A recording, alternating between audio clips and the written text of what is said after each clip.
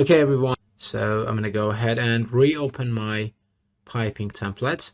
Guys, no matter what your project is, one necessary thing to do is to distinguish and specify your levels. For example, if you are working on an architectural project, you need to specify the level codes, and after linking that architectural file, you need to add those levels. You can, for example, use copy monitor, but we're not going to discuss that because we're going to focus on the base points and topics instead. So we need to draw and set the levels, and to do that, we need to be completely familiar with the level tools that we have. Now, first of all, to activate these tools, to activate this segment, we need to enter one of the elevations that we have. For example, I'm going to enter the north view here, or any other view that we have or that we want. As soon as we do that, the level tools would be activated. Now, when we click on it, we would see two sub items here, line and pick line. And then in this segment here, in this plan view segment, we would see another option, which we're going to discuss later on. Well, you know what? Let's just talk about it right now.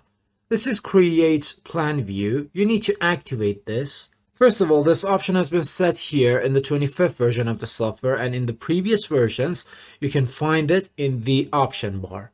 Anyway, select level tools, then create plan view activated. Then in plan view type, you can go ahead and specify the discipline of your levels. For example, floor plan, structural, or a ceiling plan. For example, here, I only need floor and ceiling plans. See, here we have the floor plan, and here the ceiling plan. Now we can specify the level codes by clicking in our viewport, for example, in 3.5 meters. The second click. Right, now the next one. Now if the level didn't add here, and instead we got something like a warning up here, this is because of the structure of our template.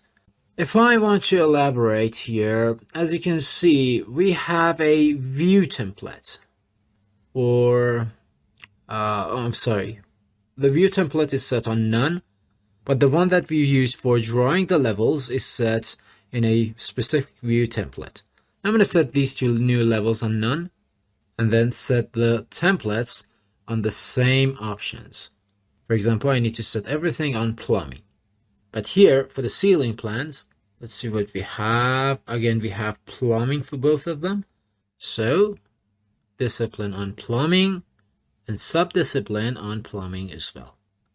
So you should remember that you need to set these options manually.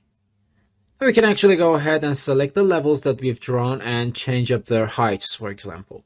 For example, set this one on 3600, then 3200 here. Same goes for the next one. Now, sometimes you might need a reference level that won't be counted as a separate floor, but instead it would be counted as a level for setting, for example, the mechanical equipments, right? Now, to have such level, you need to go ahead and deactivate this option, this create plan view option. For example, let's say I need a reference level in between these two levels for setting some equipments, for example, some water basins. And for the level codes, for their heights, I'm going to go, for example, with 80 cm maybe, 80 or 90 or even 1 meter. Yeah, I guess 80 cm was okay. This would be our reference level. As you can see, it has a different color. It's black, and they won't be added in project browser list. But it doesn't mean that these are not important. On the contrary, the reference levels are quite essential in our projects. So for example, here from system, I'm going to select plumbing features. Then from plumbing folder, MEP, features, and then this folder. Okay, let's see what we have here. As you can see, some families here are set on a specific face. These are face-based families. So I can, for example, load this one, and then I'm going to select place on work plane. And then afterwards, I can specify the reference level that I need. For example, the 4th level.